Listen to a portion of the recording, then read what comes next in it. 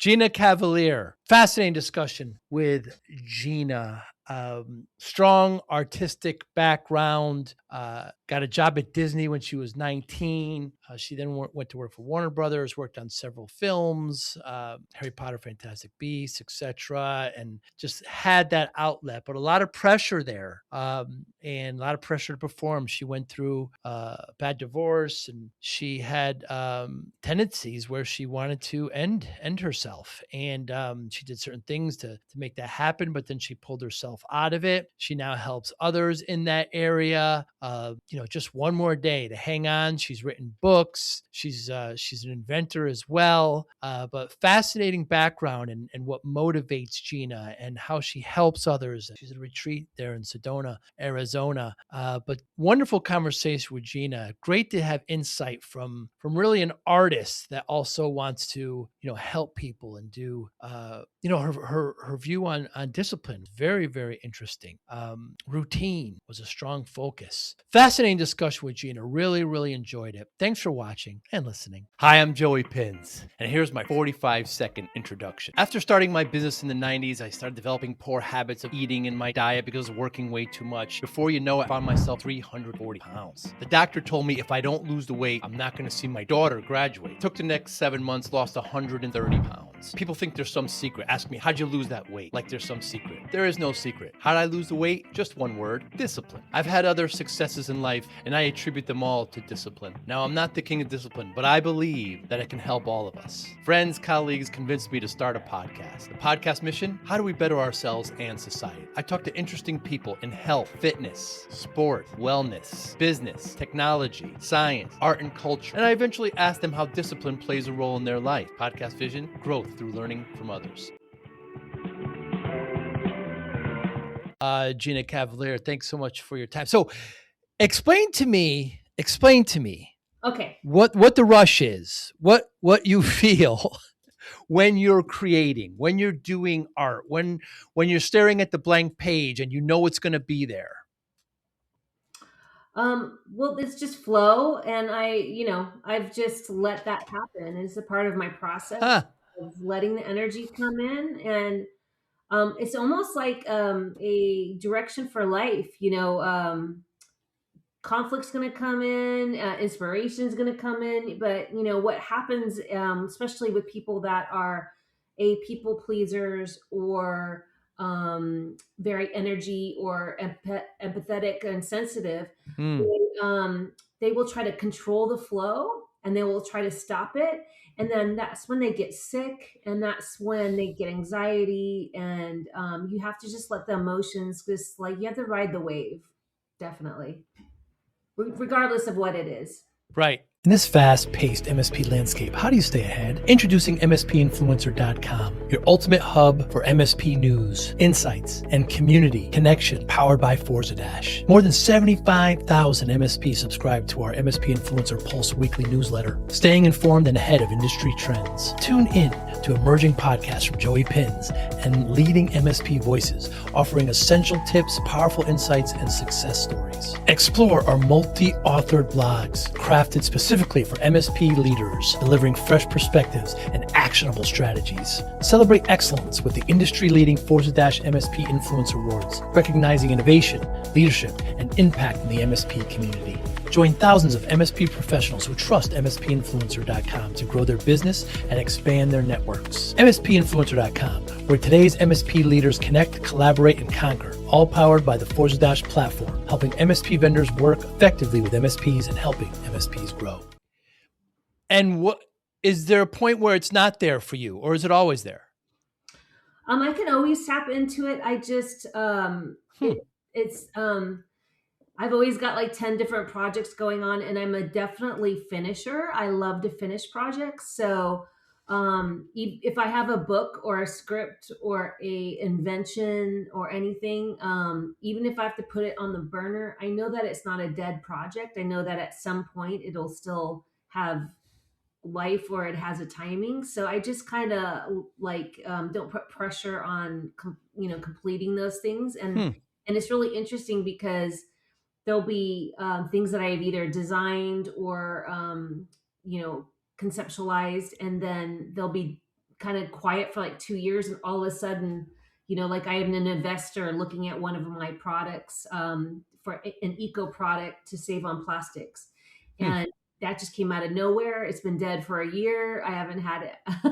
I have the designs and the patent information, and just kind of, so, just knowing that the timing is always going to happen is a good process for me, because I can still keep creating without having to force the expectations of it Hmm. completing to be considered successful, which I think a lot of people do.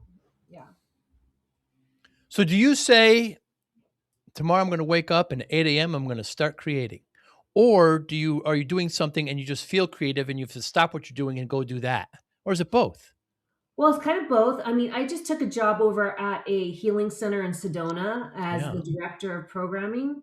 And so I'm revamping. It's a wonderful space. It's got almost 200 acres. And I do feel an urgency to do this work, because every day I read about people who are suicidal, and Yeah. even the mass shooters.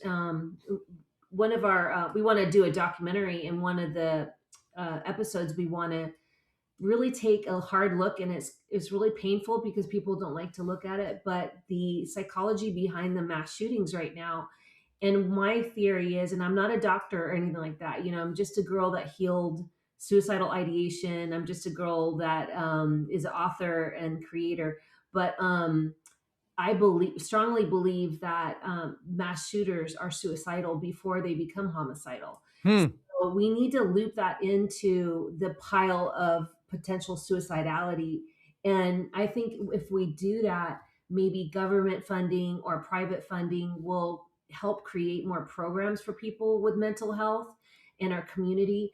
I mean, we have, especially America, US where and UK are such wealthy countries, but we have the highest suicidal rates. And you know, we need to come together. We're a community, whether we want to believe it or not, regardless of political beliefs or whatever. Like we all, and it's like we have to really step up to the plate and surround each other and help a lot more. So I get passionate by those kind of things. I don't want to leave people behind. I spend an hour a day usually on. There's a couple Facebook groups that have over 1.5 or 2 million members that are in there about suicide. They're the biggest Facebook groups under cooking and some religion sites, Whoa. and also maybe superhero movies. There's the only ones that also are big. So it's pretty much 911. And the need is there. So why aren't the programs there? Hmm. So that's what kind of jumped me out of bed in the beginning, and then I let the other stuff fall around it. I want to talk about suicide. I have lots of questions and your road there, but I want to get back to creativity for a moment. Okay. You joined Disney at 19, just a child, Gina. And because was this because you again had all this creativity and you felt that could be a good outlet for it? Oh, absolutely. I always envisioned me creating TV shows. I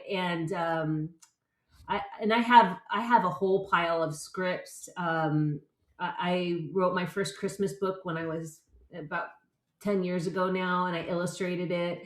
Um, Hmm. yeah, I've always loved being in like animation, and because my I was born in the 70s, so my parents weren't really around, so TV was sort of my parent. And all those shows really showed me, it really taught me like about love and family and compassion and things like that. So the entertainment industry was always been in my heart. Hmm. And even when I found out my grandfather worked at Warner Brothers in the 20s, I just think it was in my DNA. Hmm.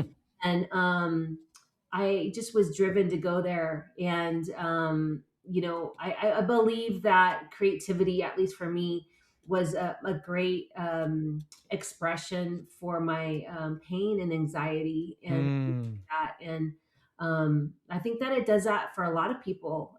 When you create, you're connecting to it's not just like inside my body and just me. I feel like I create with the people around me, the energies around me, universe, like my guides. Like I feel like it's a part of who I am, and it's deeply meaningful for me. And it's not a that's why I pretty much only create things that fit with my personality, which are very family friendly. I don't, I don't, I try not to create things that are too, that have too much of a dark connotation, even though all life has dark in it. Yeah. And when we're creating stories, you're going to have the villain type thing, but I try to create everything I create, and from the beginning has always been sort of the what's the moral of the story is, and is to lighten up the community, to show how each one of us are so important and meaningful, and how powerful love is, and joy and forgiveness, and how to become, why it's important to be a good human and to be caring for the people around us, whether they fit our ideals and things like that. So I that's what I do. I every one of my stories, I have a script about called The Ghost of Manhattan that I wrote myself, all about energy, got healers and things like that. So yeah, I just that's the content I want to put out in the world. If I was to Mm. put out anything, I want to be supportive of um, creating stuff that make people feel good inside. Mm. Yeah. Well, Even when, which is, even when I worked at Warner Brothers, it yeah. was really interesting. I would always get the light and fluffy stuff to work on. Huh. Like I worked on Harry Potter, I worked on Fantastic Beast. Yeah. I never Wedding got Crashers. the demonic storylines and stuff like that. And I was like really grateful, because I would have had to refuse to work on it. Hmm. So when you say you worked on Harry Potter, Fantastic Beasts, love the franchise, watched it with my daughters, and like, what was your responsibility there? What was that like? Paint a picture for us. I worked in theatrical integrated marketing. So um, it's a very intense job, because they're the center of everything about that product. So whether it was an image that needed to be approved by the actor, or what could be out in the world, we had to make sure that every entity that had to touch the product. So, for example, Fantastic Beasts, we had theme parks and games, and there's just so many different areas. Clothing. Yeah. So we had to be the center of what was happening with marketing. So it's called integrated marketing. So making sure that Hmm. worldwide, it was pretty fascinating. A lot of work and a lot of pressure. We work right with J.K. Rowling and her team in the UK mostly. Um, and I love working. I used to just want to go to the office with my dad. He owned an insurance company. Like Hmm. I love being in the office, even though I'm also um a creative person. I need both worlds. It's interesting. Yeah, I mean, I love going to meetings. I love Hmm. being part of um building teams and businesses, and talking to people, and creating doing sales. I've done a lot of sales in my life. I just I have both sides of the brain that I need to feed. So when you're working on a project like Fantastic Beasts, how much of the canon do you have to know? Do you watch the movie many times? Do you have extra literature to reference? I mean, how well do you have to know the product? It's fascinating to me, Gina. Well, I had the in my office, I had one of the only scripts on the lot, and Wow. it was in a safe. Huh. So when people wanted to conceptualize products, for games, or digital campaigns, or even consumer products, they had to come to my office and read the script in front of me. Wow. So it was very under tight, key. And then when we get new pages and stuff like that. So, I mean, it's just things are so easy to get out nowadays that it's just really hard to keep a lid on that stuff. So there's definitely a process of um, things like that to, kind of manage that. and a lot of personalities and, Mm. things like that. It is fascinating. Um, I feel like I'm a different person now than I was back then. So I think I left Warner Brothers in uh, around 2019. And I've had a lot of things happen since then. I've written 2 books on my own. Yeah. I designed a eco product that is finally getting traction that we're hoping to sell to the Container Store. We have an investor for that. Um, I've been on like 200 podcasts. I have this whole. Actually, when I was working at Warner Brothers, was actually a time where I actually was feeling quite suicidal. It was so much pressure, and I definitely am a people pleaser. I I can I can see now how people suffer, so much trying to become a perfect employee, Mm. things like that. And I was really breaking under the pressure of that. Um, and I think I really needed to leave the studio system for a little while so I could heal and now do it my way. I'm such a different person now, though, than I was back then. I'm much stronger. I know who I am. I love myself. I'm not perfect, but I don't judge myself for the things that are quote unquote not perfect. And in those worlds, there's a lot of pressure to be perfect. Yeah. Actually, when I was 19, I loved working for Disney. They were my favorite company to work for. And I was only, like I said, I was only 19 when I started there. And one of the executives lost their jobs there. And we were on the 18th floor in Burbank. And he shut his door and he shot himself in his Oh office. my God. So it was definitely traumatizing. And I remember him, and I remember like he had been let go or either fired or laid off. I can't remember, but um, I just remember, now looking back on it, like how, like, maybe losing his job was the only thing he had, and that he thought, things like that. So, um, I know a lot of people don't hear from the entertainment side of like how much pressure it is, but it really is to work in those environments. And so, like any other job, but Right. people don't talk about it, I don't think. Um, but it's a lot of pressure to work under those in those positions. You A lot can't of pressure to perform. you can't really make a mistake. If you make a mistake, everybody hears about it. It's sort of like Mm. that Office Space movie where it was like, I've got 9 bosses, and if I make one mistake, I get told 9 times, And so there's this high intensity to perform and be perfect. And I think what, speaking about it is, and like, to me, entertainment originally, they need to go back to the original sense of entertainment and make it fun again, make the jobs fun again. You know, it became way too much like a business. I think that's why there's a evolution happening in the entertainment business. Is if you've known anybody in that business, um, and it's just like all businesses and all people and all entities, we all have to evolve. And I believe the entertainment business is going through its own evolution right now. It has a great place in the world.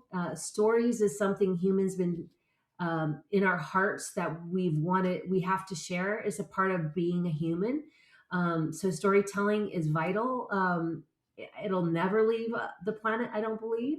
And we just have to make sure we take care of every single individual in front of the scenes, behind the scenes, during the scenes, making it a better experience for everybody. Yeah. And so let's talk about, you just kind of breezed over something where you felt so much pressure, you were suicidal. You also, I know you went through a divorce. Was this around the same time? No, actually, the divorce was a little bit before that. I was in the industry at the time. Um, but the divorce was probably the hardest part. Yeah, that was definitely the one part. Um, it was hard because my husband was, a singer in a rock band. And I supported him, paid for everything, took care of everything. And he really didn't make a lot of money. And then right when he started doing well, he had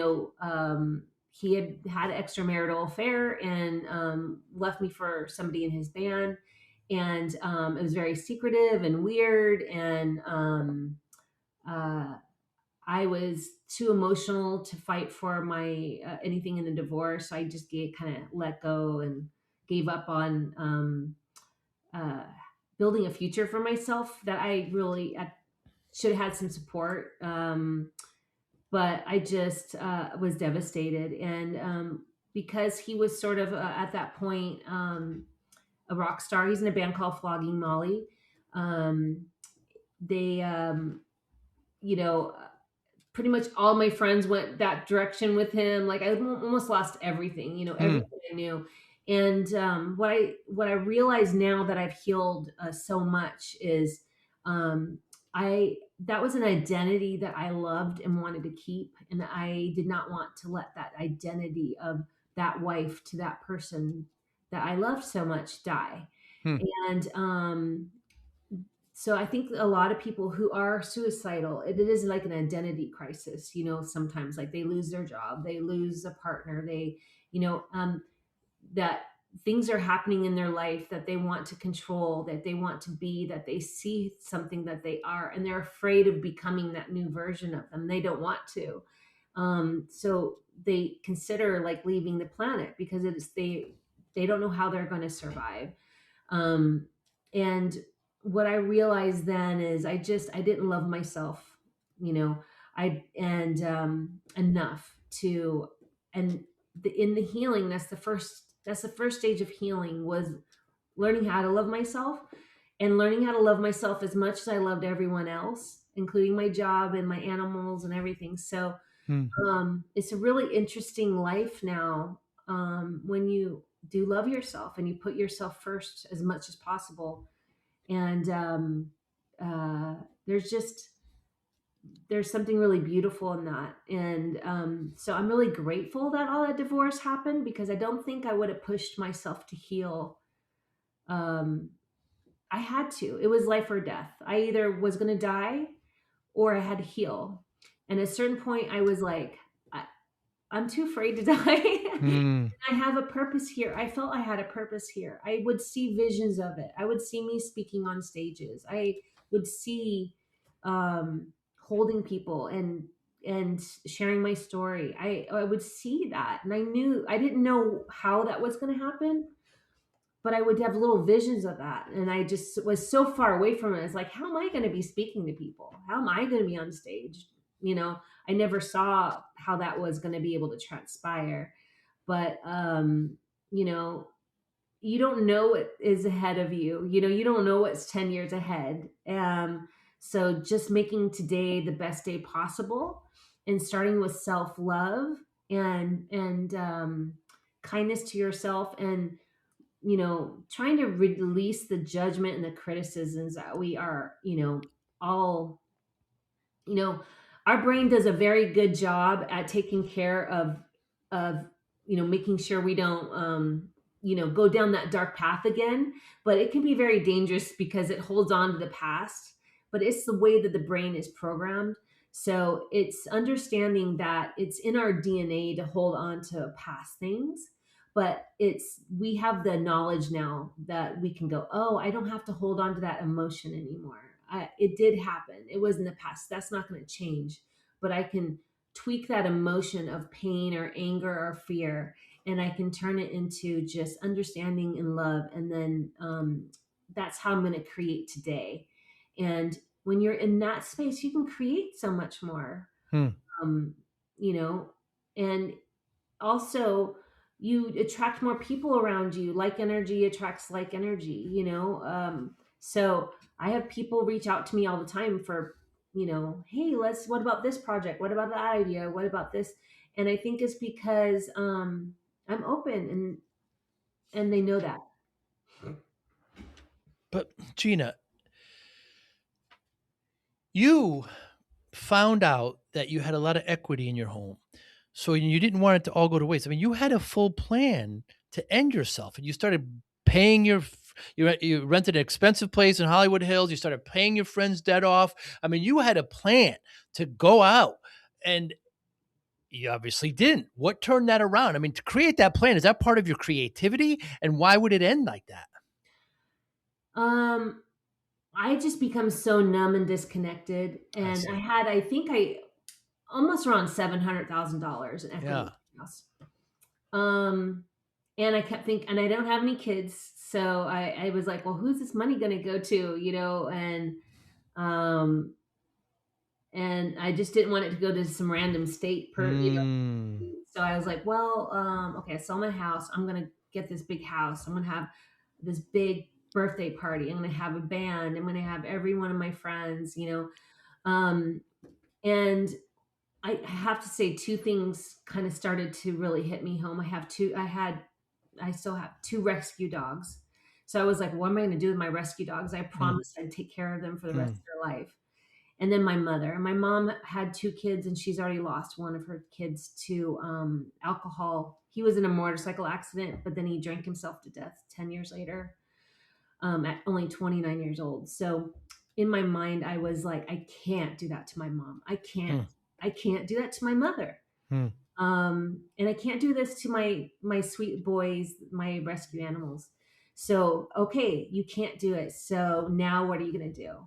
And I'm like, I'm gonna heal this. I'm gonna do everything I can. Mm. So I did therapy. I studied all kinds of different spiritual stuff. And it actually changed. A big thing changed when I actually went to this psychic school in Santa Monica, and like they call it a psychic school, but what it really was for me was a place where I could calm down and meditate, and I could work on my clairvoyance and learn that I have so much power within myself, Mm.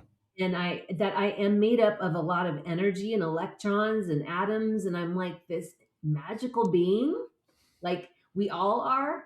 And then when you start to see yourself as sort of like this magical being, and then you have experiences, I just started feeling lighter, and I just started to, um, like be in my body more and be in love with my body more and going, oh, wow, look at these. Like these hands work, these legs work. Like my heart is so beautiful. Oh my gosh, and started to not judge myself as much. I literally started to fall in love with myself. Mm. Did not know I didn't love myself. I thought I liked myself, but I didn't. I truly fell in love with the person I am, my path, my past, everything about me, and loved myself. I envisioned myself hugging myself, holding myself, letting myself cry, and telling myself it was going to be okay. And I became my own best friend. And as soon as that happened, it was like a click happened. And then the healing really started to begin. And I just started to break out, okay, what do I want to work on? My relationship with my parents. Okay. Until I got to healthy, what I want to work on here, my physical body, eating better, not drinking as much, loving this body so much that I take care of it. And that's what happens when you love yourself. What if discipline wasn't about punishment, but about unlocking your best self? I spent 2.5 years writing Discipline for Greatness because discipline changed my life. And I know it can change yours too. This isn't theory. Inside, you'll find real, practical steps you can use immediately to focus better, build stronger habits, reduce stress, accomplish your goals, and bring more balance to your life. Whether you're trying to get healthier, improve your career, or simply feel more control, this book gives you the framework. Start today. Grab your copy of Discipline for Greatness at joeypinz.com/book. Thank you. Yeah.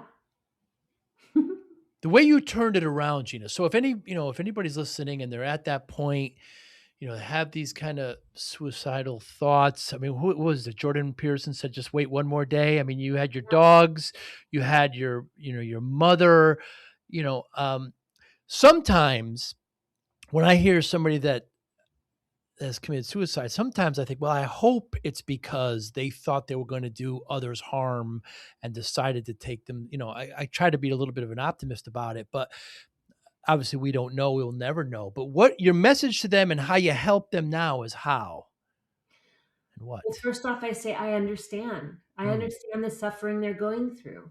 And that's why I know my path had to be filled with suffering.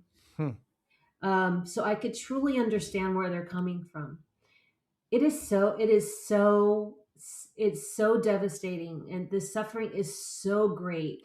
The pain in that soul when you are really contemplating ending your life is really terrifying. And it's terrifying for the person, and they feel completely, for the most part, I'm pretty sure, completely disconnected to all of the light, all of the energy. They feel like they're outside of their body, that they go completely numb. They are mm, numb as can be. And even if you were to say I love you, they can't feel it. They can't feel anything. It literally, they might have been taken all the, like, Norcan or whatever. They are so numb. So it's like, how do you get back in the body? How do you feel again? How do you have to get back to feeling again? Because that hopelessness is that spiral that is really hard to get out of. So it's like bringing them up.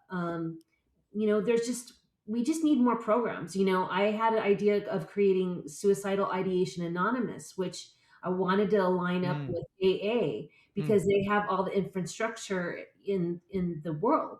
Um, but it should be anonymous. We should be able to talk about this. We need to have more programs at the level of AA. Every time I open up yesterday I opened up, the news, and one of the kids from The Wire committed suicide. He's only in his 40s, this mm, gorgeous kid. Um, you know, what does it do to take that to that level? And we need to be able to talk, and we need there's app ideas that I have, Suicidal Ideation Anonymous, so you can have almost a sponsor. um, there's just so many things that we could be doing that we're not doing. We have a lot of money allocated to a lot of things in the world. Military is, they're more suicidal than almost anybody. mm, They suffer so much because they've seen so much stuff. It's the numbers, and this is a worldwide epidemic. Every single culture is struggling with suicide. It doesn't matter if it's Japan, Russia, South Korea, the UK. I mean, it's all over the world. It's the one thing other than COVID-19 that I can say is that actually we all share, all of us. It's worldwide. And almost every single family member can either have had been impacted or is secretly don't even know that they're being impacted right now. mm, So that's why I created these books. The Swedenborg Foundation published my first book that I co-authored with Dr. Amelia Kelly. It's a workbook. Um, I'm on Telegram, and I posted something where I live in Sedona, Arizona right now. I had a guy reach out to me, and I had coffee with him yesterday, and he bought my book, and he's in the hopeless category. He's an ex-firefighter, and he had some mental instability, and they put him on all this medication, and then he lost his job, and now he's really depressed. mm, And I sat with him, had coffee with him for an hour, and um, what am I supposed to do? I'm one person though. I just need more funding for, the app ideas. I have an app, a widget that I want to put on people's phone where they collect all these videos from the people that they love, and they're saying, "Daddy, I love you," and things like that. And so at any point, and they have like a safety net and things like that. And we need to take the shame away from it. So one thing people don't understand is that suicidal ideation is totally, from my experience, different than regular depression, right? Some people are depressed and they have like a low humming depression for months and months, or they're bipolar and it's a chemical imbalance. There's a lot of different types, right? Suicidal ideation is totally different. You might only have suicidal ideation once a year or mm, twice a year. So you're not going to tell people about something you have once or twice a year that's very embarrassing, right? You're not going to.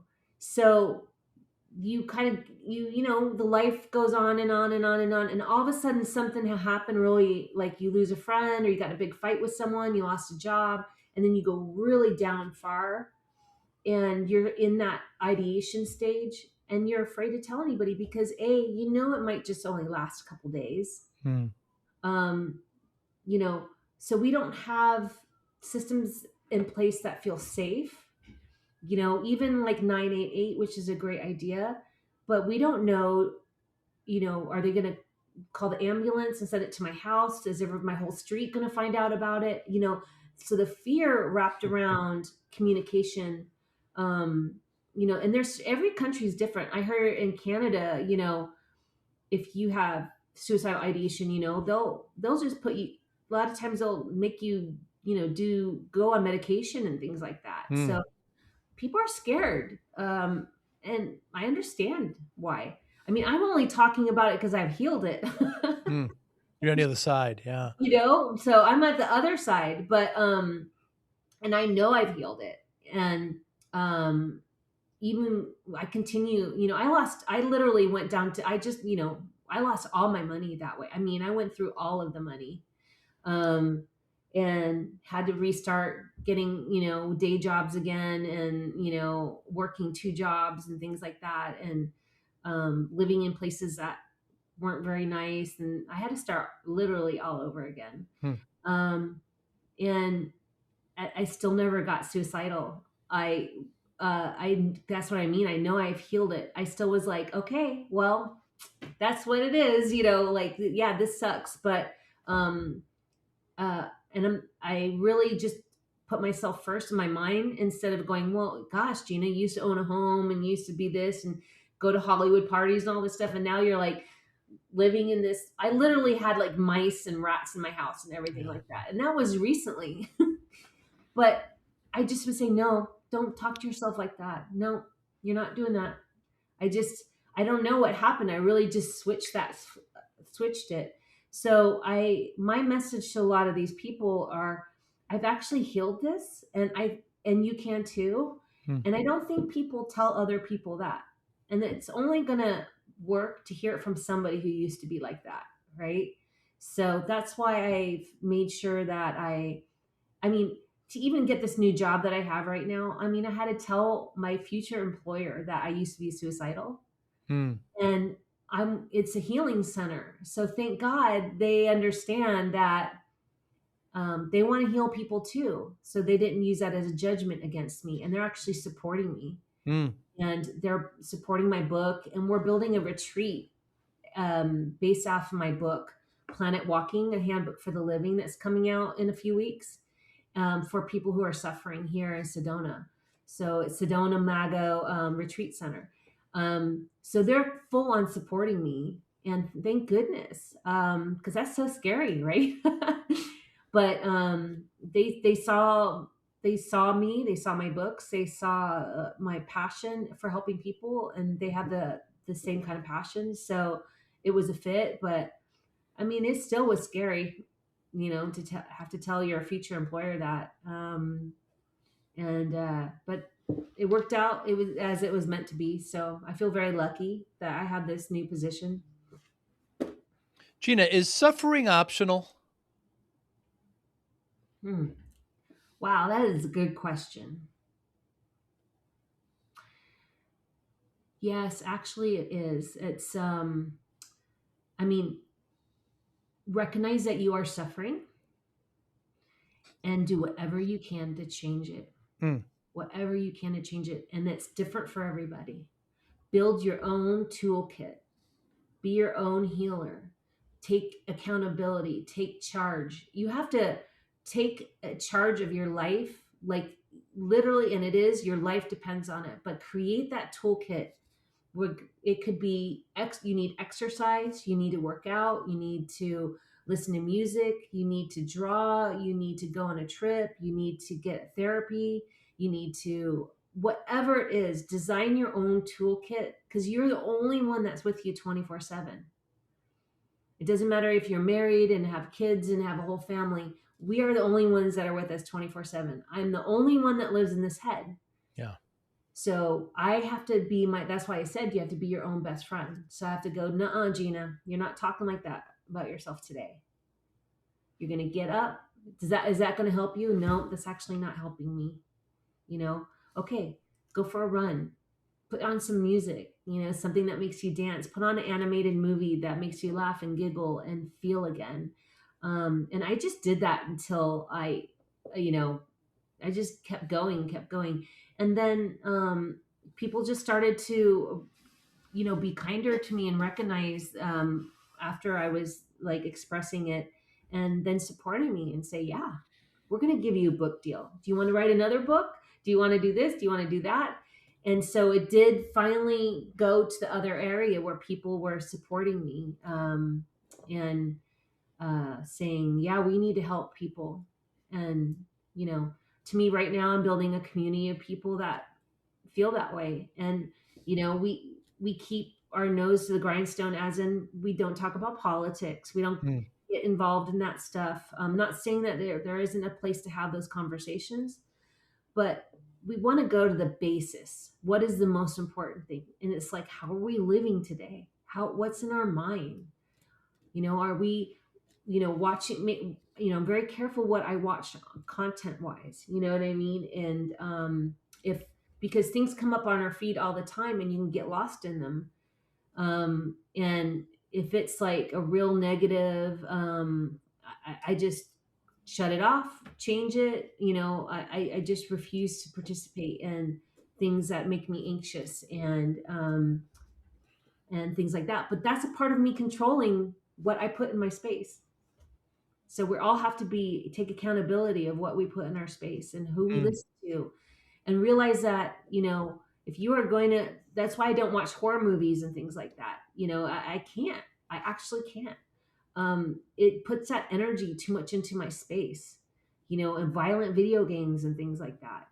And I do think that they, especially maybe a mind who is not healed and having issues, and then they're going to put that in their mind all day long, and then they're going to walk around feeling like that. That's the energy that they're going to resonate with. And then they might go do something terrible. So but it is an individual choice. It's, yeah, but Your book, Gina, the Surviving Suicidal Ideation. mhm. What do you want? Why write it? And what, right there, yeah. And why write it? And what do you want the reader to come away with? um, this was a vision that I had. When I get really clear, I get download energy about what I need to create for mankind. And this was really just a thing that needs to be shown to other people. It's basically a workbook. If you're suicidal, if you know anybody who's suicidal, it's a full workbook. It has meditations in it. It has you get journals in it and all kinds of questions, and then also help on the back. Um, this can be healed, 100%. I'm telling you, I heal it in myself, 100%. Um, so I think that helps people. It's like, really, I don't have to live with this my whole life. No, you don't. Mm, You mm, really don't. I promise you don't. There is there is a purpose for you, for every single soul that is here. Every single one of us has a great purpose, a great purpose. Every single one of us.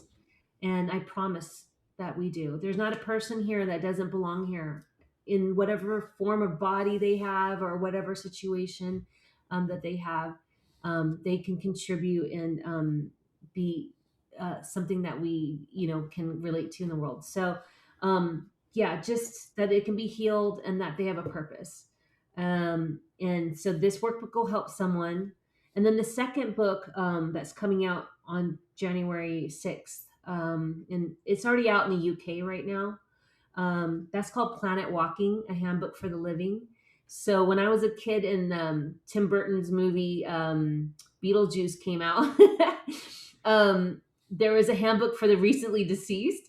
And I remember being young going, wait, I need a handbook for how to live here now, how mm. to live here. And So when one of the publishers asked me, "Do you have another book in you?" I was like, "Oh yeah, and I'm gonna write it actually like a handbook how to live here." And in the book is basically, what energy is and what kind of themes you have in your life plan and your gifts and how to find those, and so like how to get in touch with your soul and who you are, and how the world kind of works and things like that. So it really is just like how to live on the planet. So people couldn't say anymore, nope, there isn't a book, you don't get a book about how to live here. Yes, you do. Mhm. I created it. Gina, has there been something that you believed really strongly in 10 years ago, 15 years ago, really deeply believed that you no longer believe? um well, that I was unlovable, Hmm. that I was a really I used to self-pity a lot. Hmm. So the one other thing I really try not to do is compare myself to others. That is a dangerous game. Yes. And that's what Instagram does and social media and all that stuff. And social media has its own thing that is, it's here for a reason. But comparing myself to others is a dangerous game. Dangerous game. Don't even do it. Try not to do it. It's so hard. But especially for the youth, we're seeing the numbers in the young kids, 10, 11, 12 years old, killing themselves over things over social media.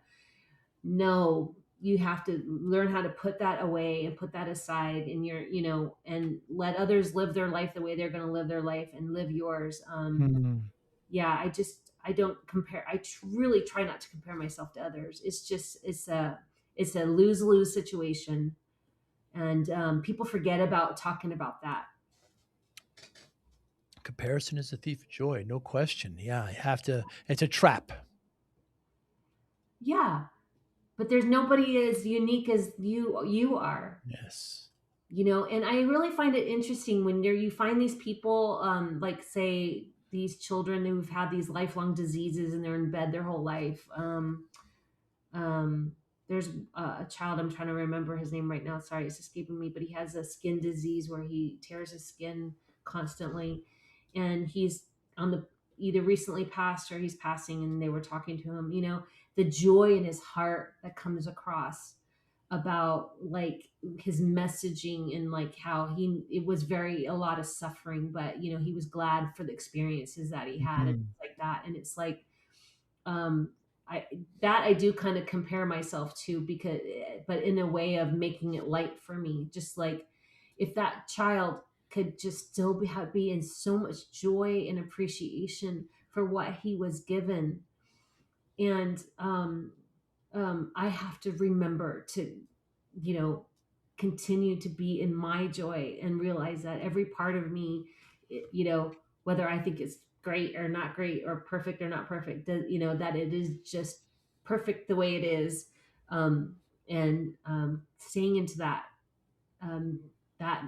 energy, and try to remember those people, as because we see it all. So it makes me question, when you usually talk to them, they're like, yeah, my life, this has been a whole suffering of life constantly. But so where did they get that? Hmm.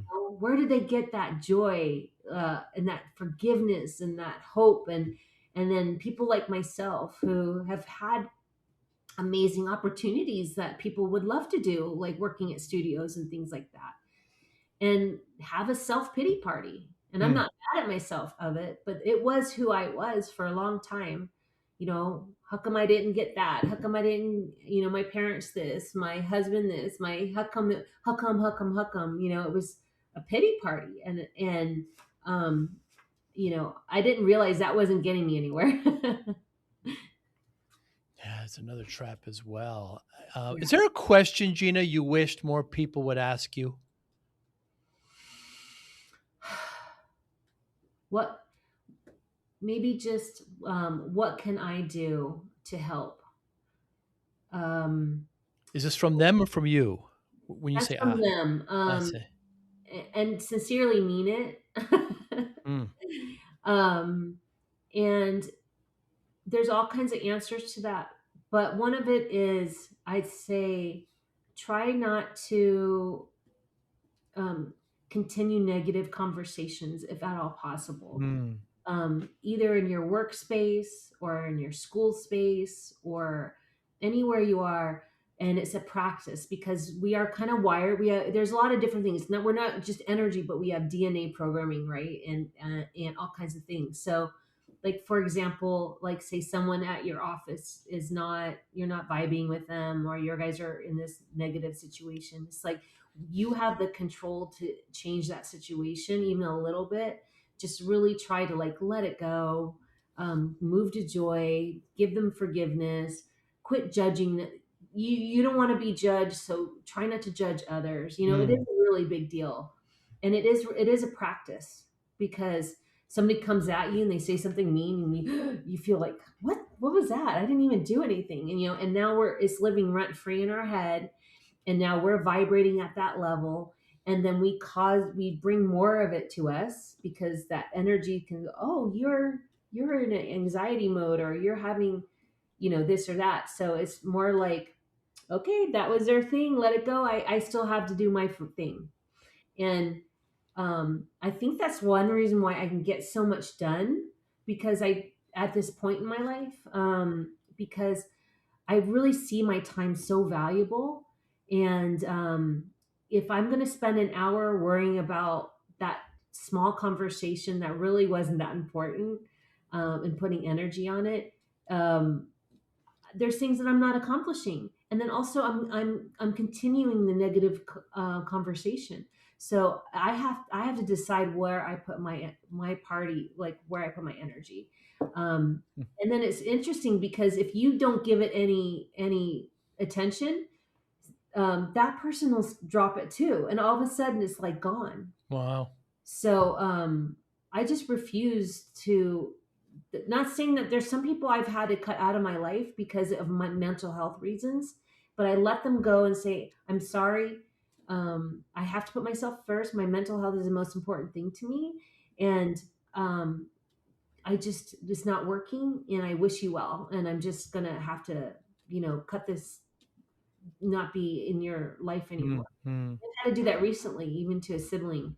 And I didn't want to do that. But I let them go with as much grace and love I can. I try not to have the negative conversation about it, and just move on, because I got a lot of stuff to do. I got a lot of people to help, and that keeps me motivated.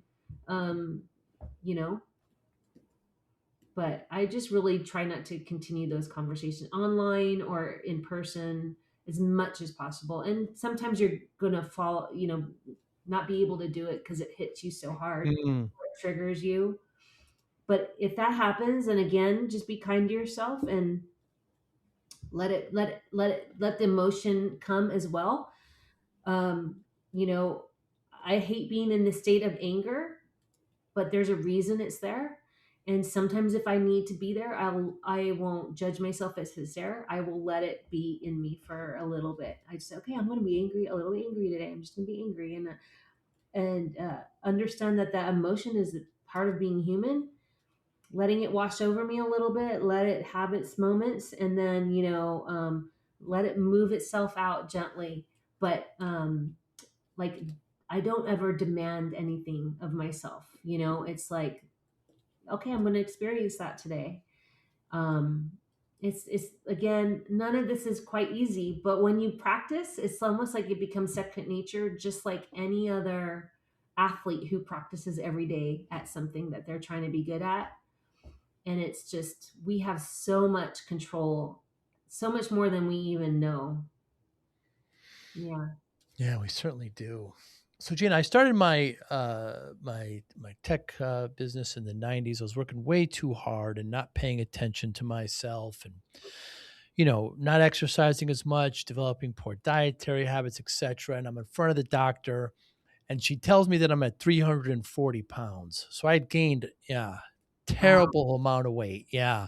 I'm about 200 now. So yeah. So I was a 46-inch waist. Now I'm 32, so, but she says to me, if you don't lose this weight, you're not going to see your daughter graduate. My daughter was just born.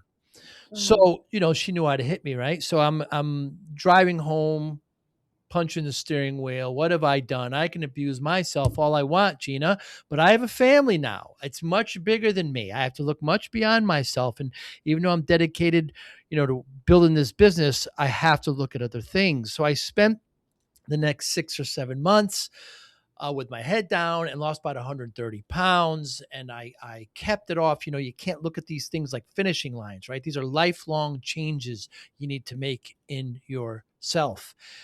And when I tell people this, Gina, they always say, well, what's your secret? What'd you do? How'd you lose all the weight? And I said, there's no secret, people. Discipline, right? Motivation, focus, willpower, routine, all I feel, which is under the discipline spectrum. I wonder how discipline plays a role in your life, Gina Cavalier.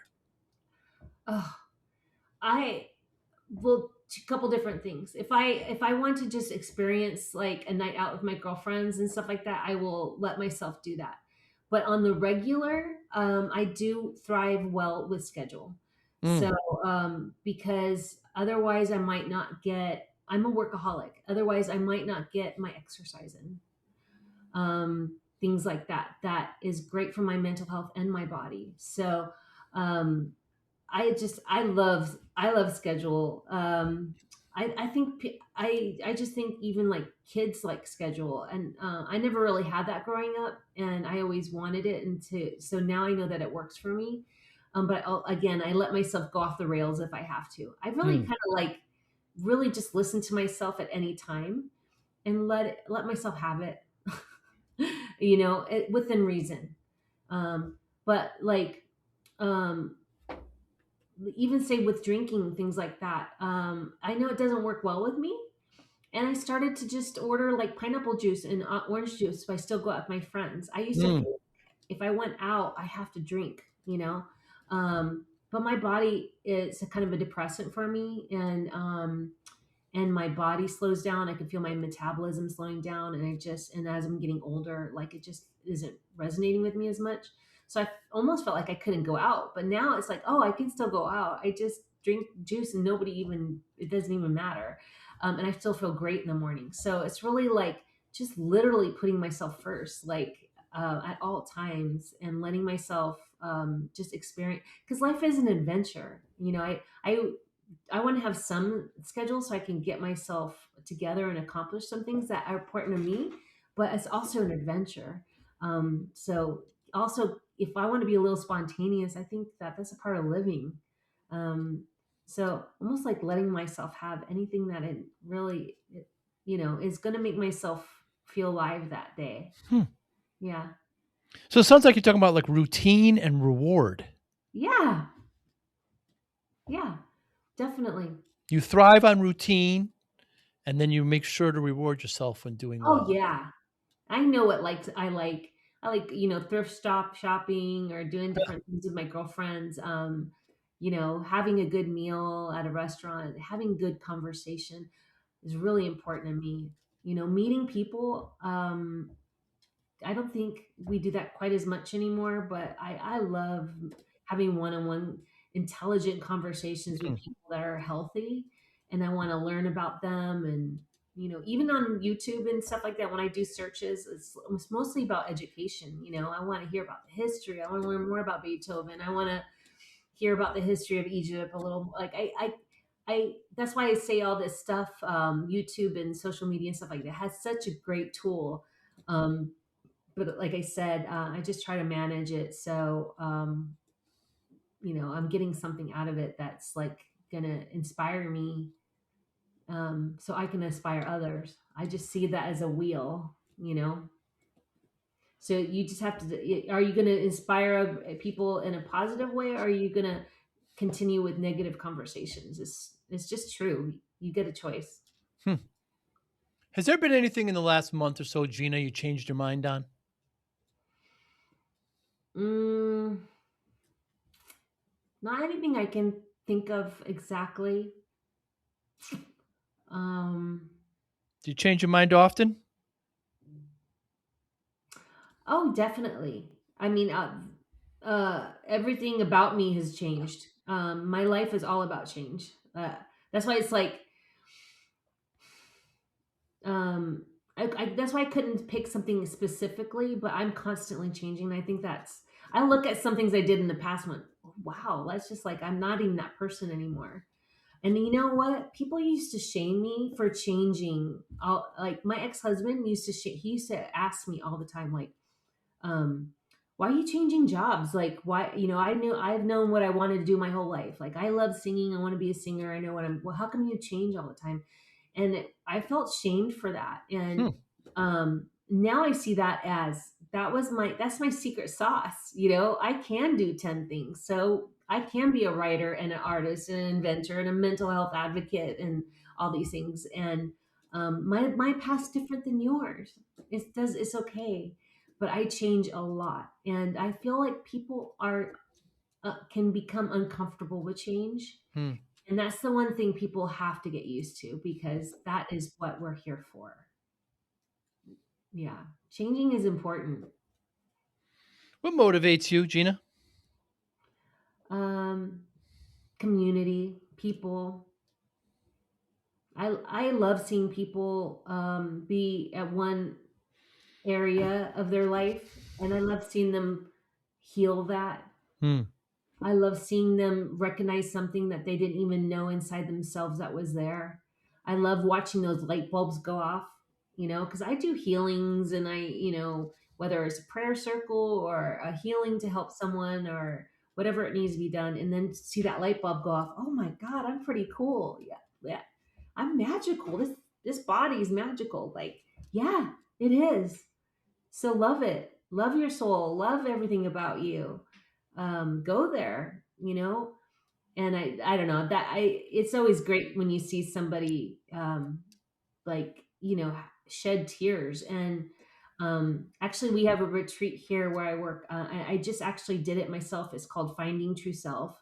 And it's 4 days. And I mean, I cried a lot. And I thought, that's why I said healing, just there's no ending to healing. I thought I've reached a pretty good healing plateau. And I just had other levels of healing in this retreat that I didn't even know that was still available to me. And we did it with a bunch of people in the room. And I love that community and crying with strangers. I mean, healing with strangers and crying with each other and holding a stranger and then just looking each other's eyes like, I love you too, and we don't even know each other. Hmm. I just It's so beautiful. How often do we look in each other's eyes, like, really deeply? And we did this whole thing, yeah, so it's just important to communicate at that deep soul level of, Hmm. yeah. So I what I hear with your motivation, Gina, is community impact. So how do you, given that motivation, how do you measure success? um right now I feel, I just things are coming in for me. Kind of, it feels like there's a flow happening. I know when I'm in flow and when I'm not in flow, and I think almost everybody can tell when they're in flow and not in flow, whatever that means for them. But when you're not in flow, it's like, it just seems like you can't get through anything, and nothing's working, and it was one problem after the next. When that happens, I really have to just, like, slow down, um, meditate, walk, kind of like really go inside a little bit and just try to give myself a little quiet breaks. But being in flow, because I can create in flow, which means the right contact comes to me, the right job comes to me, the right publisher comes to me, the right person that needs healing comes to me, the right situation, the right home or living situation comes to me. Right now, I'm in flow, and I wasn't in flow a few months ago. I was in like, I had to move, like there was a lot of chaos, I was in the wrong space. It would, it was just, and I was going against the grain, it felt like. And I just really had to go, okay, and take a step back, reset, be kind to myself. And then all of a sudden, like this great new place opened up, and all of a sudden, this new job came in, and this new investor came in. And it's just been like I got back into flow, um, you know. And for me, that's successful because in flow, I can create things that will be more abundant. Of course, I want more abundance, whether financial, friends, jobs, opportunities. I want to be abundant. I'm a workaholic for a reason. It's not because I want to, you know what I mean? I want to enjoy my life. I want to have good food. I want to eat organically. It takes money to do all that stuff. So, I don't want to, I have to think abundantly too. But in flow, that it just comes that way. Want to show your love for discipline, inspiration, and the Joey Pinz podcast? Now's your chance. Introducing the brand new Joey Pinz merch store, where style meets discipline. Choose from premium apparel, cozy hoodies, stylish hats, durable bags, and your new favorite coffee mug, all featuring the iconic Joey Pinz logo. Perfect for podcast fans, discipline enthusiasts, or as unique gifts for friends and family. Every purchase supports the Joey Pinz Discipline Conversations podcast, helping us continue to inspire greatness and promote positive change. Visit joeypinz.com/store today and wear your discipline proudly. Joey Pinz merch. Wear it, share it, and live it. Now, you've mentioned flow a number of times. It's very interesting. How it's a theme. It seems to be a theme in your life. It's very, very, very insightful, Gina. Yeah.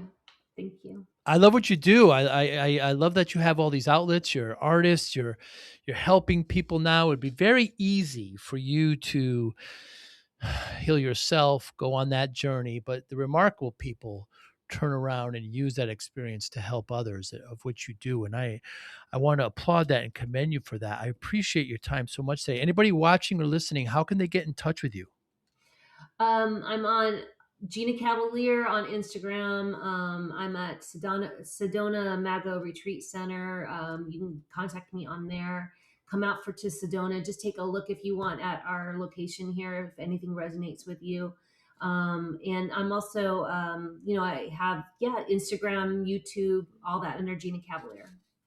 GinaCavalier.com as well, where it's kind of a source of all that, all of that information as well. Yeah, you've got great Instagram, you got great photos there, and the YouTube's got great videos too. Gina, I thank you so much for your time. Next time I'm in the Sedona area, maybe we'll get a cup of tea. I would love it.